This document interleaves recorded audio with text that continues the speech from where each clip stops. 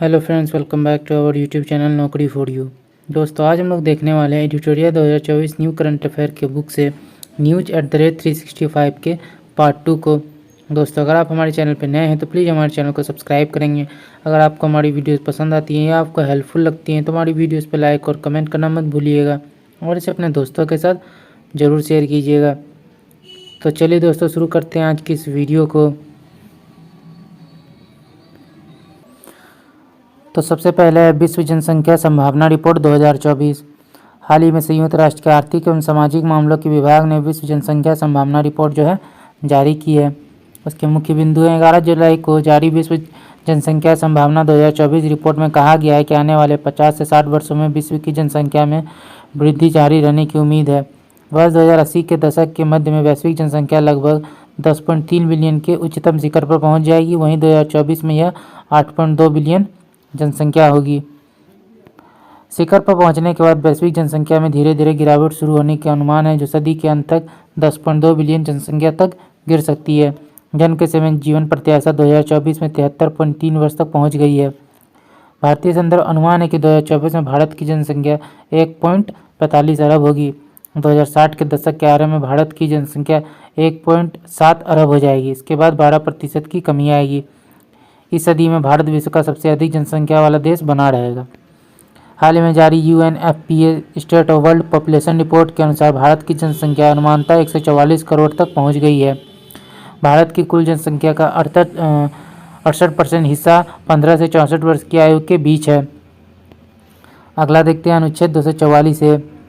हाल ही में असम के आदिवासी बहुल दीफू लोकसभा क्षेत्र में सभी दलों के उम्मीदवारों को एक स्वायत्त राज्य के भीतर राज्य बनाने के लिए संविधान के अनुच्छेद 244A को लागू करने का वादा किया था। संविधान का अनुच्छेद 244 है।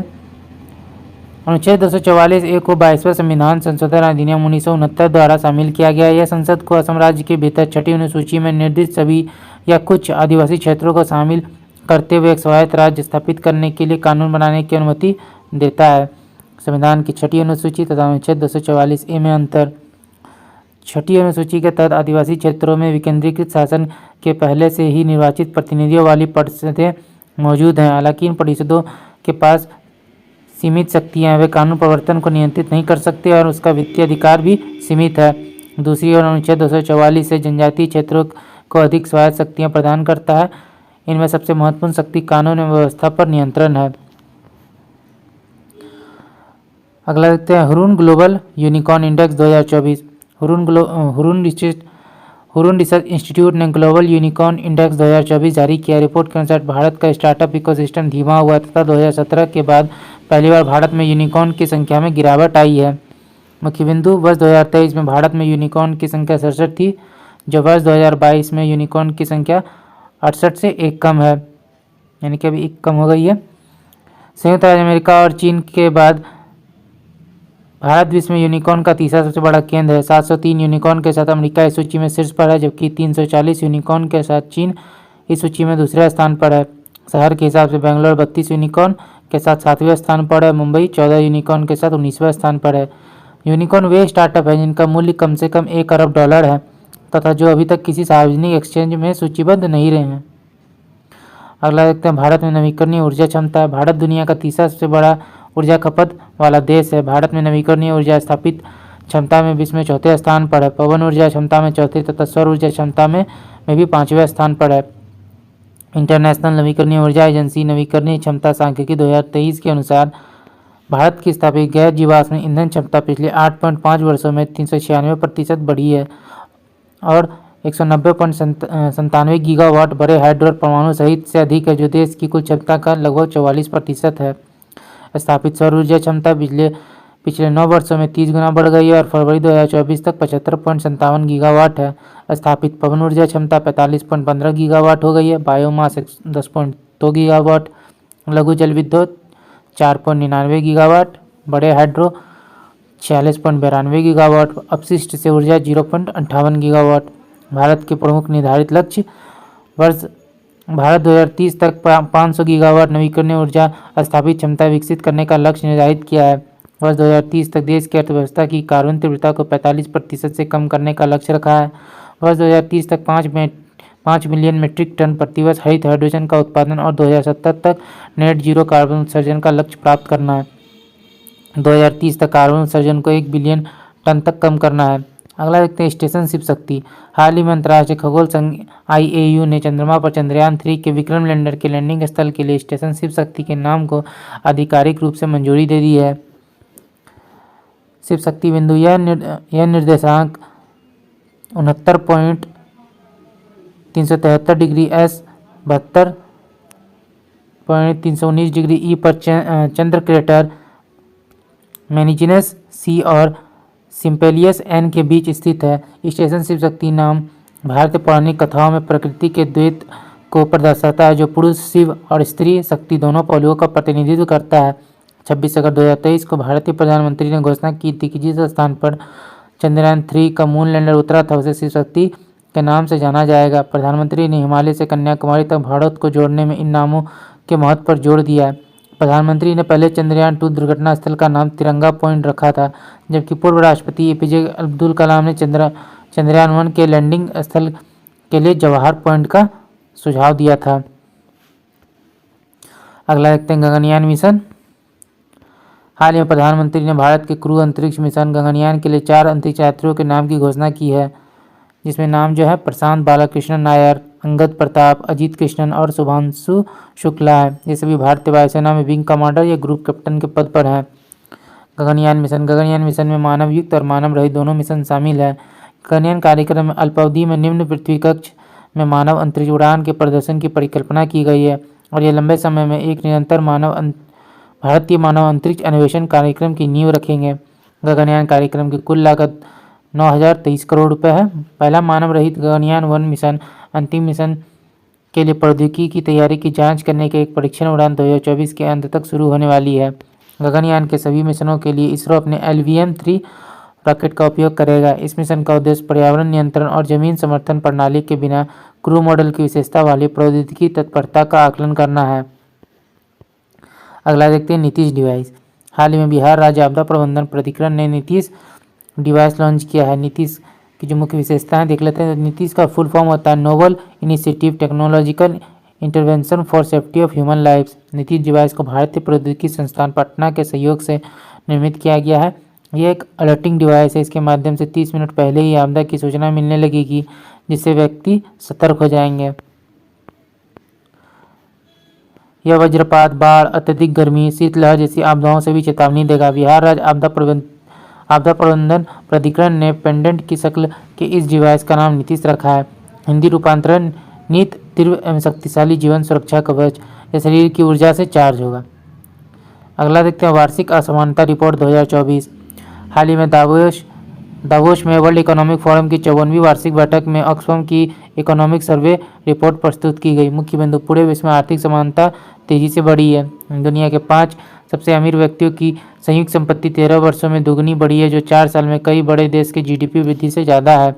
वैश्विक आबादी का सिर्फ 21% प्रतिनिधित्व करने के बावजूद ग्लोबल नॉर्थ के अमीर देशों के पास 69% वैश्विक संपत्ति है। विश्व के 74% अरबपतियों की संपत्ति ग्लोबल नॉर्थ में है। अगले 229 साल तक दुनिया से गरीबी नहीं मिटाई जा सकेगी। भारत में बहुआयामी गरीबी चर्चा पत्र। 15 जनवरी 2024 की नीति आयोग द्वारा वर्ष 2005-6 से भारत में बहुआयामी गरीबी शीर्षक से एक चर्चा पत्र जारी किया गया है। इस चर्चा पत्र में राष्ट्रीय परिवार स्वास्थ्य सर्वेक्षण 2015-16 और राष्ट्रीय परिवार स्वास्थ्य सर्वेक्षण 19-21 के आंकड़ों का प्रयोग किया गया है। प्रमुख बिंदु भारत में बहुआयामी गरीबी में उल्लेखनीय कमी आई है। ये 2013-14 में 29.17 से घटकर 22-23 में 11.28 हो गई है। विगत 9 वर्षों में लगभग 24.82 करोड़ लोग गरीबी से बाहर निकले हैं। राज्य स्तर पर सर्वाधिक कमी उत्तर प्रदेश में दर्ज की गई है, जहां 5.94 करोड़ लोग गरीबी रेखा से बाहर निकले हैं। बिहार 3.77 करोड़ और मध्य प्रदेश 2.30 करोड़ लोगों को गरीबी से बाहर निकालने के साथ दूसरे और तीसरे स्थान पर है। इस अवधि के दौरान राष्ट्रीय MPI के सभी 12 संकेतकों में उल्लेखनीय सुधार हुआ है। राष्ट्रीय बहुआयामी गरीबी सूचकांक MPI के लिए नोडल एजेंसी नीति आयोग ने राष्ट्रीय MPI का दूसरा संस्करण जारी जुलाई 2023 में किया था। यह रिपोर्ट राष्ट्रीय पारिवारिक स्वास्थ्य सर्वेक्षण 19-21 के आधार पर तैयार की गई। आयाम जो है स्वास्थ्य, शिक्षा, जीवन स्तर, गरीबी की कुल संख्या अनुपात में भारी गिरावट 2015-16 में 24.85% से 19-21 में 14.96% हो गई है। रिपोर्ट की मुख्य बातें 2015-16 और 19-21 के बीच 13.5 करोड़ लोग बहुआयामी गरीबी से बाहर निकले। ग्रामीण क्षेत्रों में गरीबी में 32.59 से 19.28% की गिरावट। शहरी क्षेत्रों में गरीबी में 8.65 से 5.27% की गिरावट। अगला देखते हैं। वर्ष 2015-16 से 19-21 के बीच गरीबी की तीव्रता 47% से घटकर 44% हो गई है।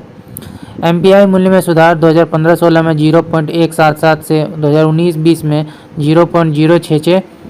सभी 12 संकेतकों में उल्लेखनीय कमी देखी गई है। राज्य का प्रदर्शन बहुआयामी गरीबी वाली जनसंख्या का उच्चतम हिस्सा बिहार, झारखंड, उत्तर प्रदेश, मेघालय, मध्य प्रदेश। बहुआयामी गरीबी के अनुपात में सबसे तेजी कमी हुई है उत्तर प्रदेश, बिहार, मध्य प्रदेश, उड़ीसा और राजस्थान। केरल की हिस्सेदारी सबसे कम थी। बिहार में पूर्ण अवधि में MPI मूल्य में सबसे तेज कमी देखी गई है। अगला है चुनावी बॉन्ड। यह राजनीतिक दलों को दान देने के लिए एक वित्तीय साधन है जिसे 2017-18 के बजट में पेश किया गया और 2018 में लॉन्च किया गया। ADR बनाम UOI मामले में 5 न्यायाधीशों की संवैधानिक पीठ ने अनुच्छेद 1A में निहित मतदाताओं के सूचना के अधिकार का उल्लंघन करने के लिए चुनावी बॉन्ड योजना को रद्द कर दिया। हाल ही में सुप्रीम कोर्ट ने इस बात पर प्रकाश डाला है कि यह समानता के सिद्धांत का उल्लंघन करता है। चुनावी बॉन्ड के बारे में। चुनावी बॉन्ड राजनीतिक दलों को गुमनाम दान का एक रूप है जिसे वित्त विधेयक 2017 द्वारा पेश किया गया था। यह योजना किसी भी व्यक्ति को 1,000 रुपये से लेकर 1 करोड़ रुपए के मूल्य वर्ग तक चुनावी बॉन्ड खरीदने की अनुमति देता है। बॉन्ड केवल पंजीकृत राजनीतिक दल के निर्दिष्ट खाते में ही बुनाए जा सकते हैं। भारतीय स्टेट बैंक के निर्दिष्ट शाखा में 1,000, 10,000, 1 लाख आदि के गुणकों में से किसी भी मूल्य के लिए जारी किया जाता था। इस पर दाता का नाम नहीं लिखा जाता था। 15 दिनों की समय अवधि थी। जनप्रतिनिधित्व अधिनियम 1951 के धारा 29A के तहत पंजीकृत राजनीतिक दलों को दान किया गया था। इस योजना के तहत बॉन्ड जनवरी, अप्रैल, जुलाई और अक्टूबर के महीने में 10 दिनों की अवधि के लिए और लोकसभा के चुनाव के दौरान अतिरिक्त 30 दिनों के लिए खरीद के लिए उपलब्ध थे। अगला देखते CMS COP14 12 से 17 फरवरी 2024 के बीच समरकंद, उज्बेकिस्तान में वन्य जीवों की प्रवासी प्रजातियों के संरक्षण पर कन्वेंशन के पक्षकारों के सम्मेलन की 14वीं बैठक आयोजित की गई। नारा जो था इसका था प्रकृति कोई सीमा नहीं जानती। CMS के बारे में। प्रवासी प्रजातियों और उनके आवासों के संरक्षण के लिए सरकार, वैज्ञानिकों और विभिन्न हितधारकों का त्रैवार्षिक आयोजन है। UNEP के तहत ये एक अंतर सरकारी संधि है जिसे बॉन्ड कन्वेंशन 1979 के रूप में जाना जाता है। यह 1 नवंबर 1983 को लागू हुई थी। भारत ने 1983 में गैर कानूनी रूप से बाध्यकारी समझौते ज्ञापनों पर हस्ताक्षर किए और कानूनी रूप से बाध्यकारी समझौते पर हस्ताक्षर नहीं किए। इसके 2 परिशिष्ट हैं। परिशिष्ट 1 संकटग्रस्त प्रवासी प्रजातियां और दूसरा है प्रवासी प्रजातियां जिनके लिए अंतर्राष्ट्रीय सहयोग की आवश्यकता है। भारत ने 22 फरवरी 2020 को गांधीनगर में COP13 की मेजबानी की। COP14 के परिणाम। पारिस्थितिक संपर्क पर वैश्विक भागीदारी की शुरुआत की गई। CMS परिशिष्टों में संशोधन किया गया जिसमें 14 अतिरिक्त प्रजातियां शामिल हैं। 6 नई प्रजातियों के लिए नई समन्वित कार्रवाई बढ़ाई गई। मध्य एशियाई फ्लाईवे के लिए एक पहल पर समझौता हुआ जिसकी समन्वय इकाई भारत में स्थापित की जाएगी। CMS COP15 2026 में ब्राजील द्वारा आयोजित किया जाएगा। अगला है INSAT 3DS सैटेलाइट। 17 फरवरी को इसरो और भारतीय मौसम विज्ञान विभाग के बीच एक संयुक्त प्रयास GSLV F14 का उपयोग करके लॉन्च किया गया है। यह GSLV का 16वां मिशन है। पृथ्वी विज्ञान मंत्रालय द्वारा पूरी तरह से वित्त पोषित तीसरी पीढ़ी के मौसम संबंधी उपग्रह का अनुवर्ती मिशन है। मौसम पूर्वानुमान और आपदा चेतावनी के लिए भूमि और महासागर सतहों की मौसम संबंधी अवलोकन और निगरानी को बढ़ाने के लिए डिजाइन किया गया। मिशन के प्राथमिक उद्देश्य पृथ्वी की सतह की निगरानी करना, मौसम संबंधी महत्व के विभिन्न वर्णक्रमीय चैनलों में महासागरीय अवलोकन और उसके पर्यावरण का संचालन करना, वायुमंडल के विभिन्न मौसम संबंधी मापदंडों की ऊर्ध्वाधर रूपरेखा प्रदान करना, डेटा संग्रह प्लेटफॉर्म में डेटा संग्रह और डेटा प्रसार क्षमताएं प्रदान करना, उपग्रह सहायता प्राप्त खोज और बचाव सेवाएं प्रदान करना। अगला JN1 इंडियन प्रोजेक्ट जिप। हाल ही में जैव प्रौद्योगिकी विभाग ने 10,000 जीनोम अनुक्रमण परियोजना के पूरे होने की घोषणा की है। जीनोम अनुक्रमण एक प्रयोगशाला विधि है जिसका उपयोग किसी विशिष्ट जीव के संपूर्ण आनुवंशिक मेकअप को निर्धारित करने के लिए किया जाता है। अगला देखते हैं, जीनोम अनुक्रमण डीएनए या आरएनए के भीतर पाई जाने वाली आनुवंशिक जानकारी को पढ़ और व्याख्या कर सकता है। मानव जीनोम डीएनए से बने होते हैं। जीव के बारे में 10,000 भारतीय जीनोम अनुक्रमित करने का लक्ष्य है। यह 20 राष्ट्रीय संस्थानों का संघ है। केंद्रीय समन्वयक centre for brain research Bangalore में किया जाएगा। इसकी घोषणा 2020 में की गई थी। इस परियोजना के तहत फरीदाबाद में भारतीय जैविक डेटा केंद्र में 8 पेटाबाइट्स का विशाल डेटा सेट संग्रह किया गया है। संबंधित तथ्य 1970 के दशक में फ्रेडरिक सेंगर ने पहली अनुक्रमण विधि विकसित की। 1990 में मानव जीनोम परियोजना शुरू की गई और 2003 में पूरी हुई। भारत में CSIR ने 2009 में पहला जीनोम अनुक्रमण तैयार किया। अगला देखते हैं, आदर्श आचार संहिता। 16 मार्च को चुनाव आयोग ने 18वीं लोकसभा के लिए 7 चरणों में चुनाव कराने की घोषणा दी और आदर्श आचार संहिता लागू कर दी। आदर्श आचार संहिता भारत के चुनाव आयोग द्वारा जारी निर्देशों का एक सेट है जो बताता है कि चुनाव प्रचार और मतदान के दौरान राजनीतिक दलों और उम्मीदवारों को कैसा आचरण करना चाहिए। पृष्ठभूमि 1960 में केरल विधानसभा चुनाव के दौरान क्या करे और क्या न करे की एक छोटी सूची जारी की गई। 1991 में कोड को समेकित किया गया और राजनीतिक दलों द्वारा स्वीकार किया गया। MCC को हरबंस सिंह जलाल बनाम UAE केस 2001 में न्यायिक मान्यता मिली। उद्देश्य एवं विशेषता, यह लोकसभा चुनाव, विधानसभा चुनाव और उपचुनावों के दौरान लागू होता है। जनमत और एग्जिट पोल का विनियमन, सरकारी विज्ञापनों पर प्रतिबंध है। इसका कोई वैधानिक समर्थन नहीं है। स्थायी समिति ने 2013 में आदर्श आचार संहिता को कानूनी रूप से बाध्यकारी बनाने की सिफारिश की थी। अगला, भारत रोजगार रिपोर्ट 2024 अंतर्राष्ट्रीय श्रम संगठन और मानव विकास संस्थान द्वारा जारी किया गया इस रिपोर्ट का तीसरा संस्करण है। भारत में लगभग 90% श्रमिक जो हैं अनौपचारिक रूप से कार्यरत हैं। 62% अकुशल आकस्मिक कृषि श्रमिकों और निर्माण क्षेत्र में 70% श्रमिकों को 2022 में निर्धारित दैनिक न्यूनतम मजदूरी नहीं मिली। बिहार, उत्तर प्रदेश, उड़ीसा में रोजगार के परिणाम खराब हैं। भारत में 2030 तक लगभग 40% प्रवासन दर होने की उम्मीद है और शहरी आबादी में 607 मिलियन तक पहुंच जाएगी। निर्माण क्षेत्र उच्च रोजगार लोच बनाए रखता है। शिक्षित युवाओं ने बेरोजगारी के बहुत अधिक स्तर का अनुभव किया और यह फिर से पुरुषों की तुलना में महिलाओं से अधिक है। केवल 4% युवाओं के पास औपचारिक व्यावसायिक प्रशिक्षण तक पहुंच है। अगला देखते हैं, कच्चा थीवू द्वीप विवाद। प्रधानमंत्री द्वारा अपने भाषण में इस बात का उजागर करने के बाद यह चर्चा में आया। द्वीप के बारे में 14वीं शताब्दी में ज्वालामुखी विस्फोट के कारण यह बना था। यह पाक जल संधि में एक स्थित निर्जन द्वीप है। यह 285 एकड़ में विस्तृत है। भारतीय तट से 33 किलोमीटर दूर, जो रामेश्वरम के उत्तर पूर्व और श्रीलंका के डेल्फट द्वीप से 22 किलोमीटर दक्षिण पश्चिम में है। यहाँ सेंट एंथोनी चर्च है जो 20वीं शताब्दी में बना था। पृष्ठभूमि, प्रारंभ में यह रामेश्वरम के रामनाथ साम्राज्य के स्वामित्व में था। ब्रिटिश शासन के दौरान मद्रास प्रेसिडेंसी का हिस्सा बन गया। भारत श्रीलंका समुद्री समझौते के तहत 1974 में भारत सरकार ने इस द्वीप को श्रीलंका को सौंप दिया। भारत ने 1976 में इस क्षेत्र में मछली पकड़ने के अपने अधिकार उसको छोड़ दिया। सेंट एंथोनी को मछुआरों का संरक्षक संत माना जाता है। उनका जन्म 1195 में लिस्बन में हुआ था।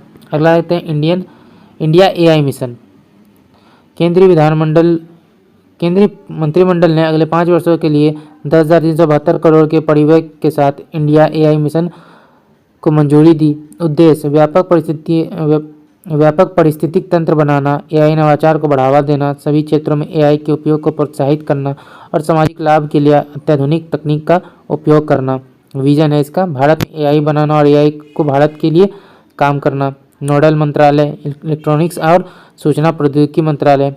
कार्यान्वयन एजेंसी, डिजिटल इंडिया कॉरपोरेशन के तहत स्वतंत्र व्यापार प्रभाग इंडिया AI। मिशन के घटक, 10,000 से अधिक GPU या उनसे अधिक की सुपर कंप्यूटिंग क्षमता विभिन्न हितधारकों को उपलब्ध कराई जाएंगी। AI को एक सेवा के रूप में पेश करने और AI इनोवेटर्स को पूर्व प्रशिक्षित मॉडल प्रदान करने के लिए डिजाइन किया जाएगा। इंडिया AI इनोवेशन सेंटर स्वदेशी बड़े मल्टी मॉडल LMM के विकास और तैनाती का कार्य करेंगे। तो दोस्तों, आज का वीडियो यहीं तक। आशा करते हैं वीडियो आपको पसंद आया होगा। अगर आपने वीडियो को यहाँ तक देखा और अभी तक हमारे चैनल को सब्सक्राइब नहीं किया तो प्लीज़ हमारे चैनल को सब्सक्राइब करेंगे। हमारी वीडियोस पर लाइक और कमेंट करना मत भूलिएगा। अगर आपको हमारी वीडियो पसंद आई तो इसे अपने दोस्तों के साथ भी जरूर शेयर कीजिएगा। तो चलिए फिर मिलते हैं एक मज़ेदार वीडियो के साथ। जय हिंद।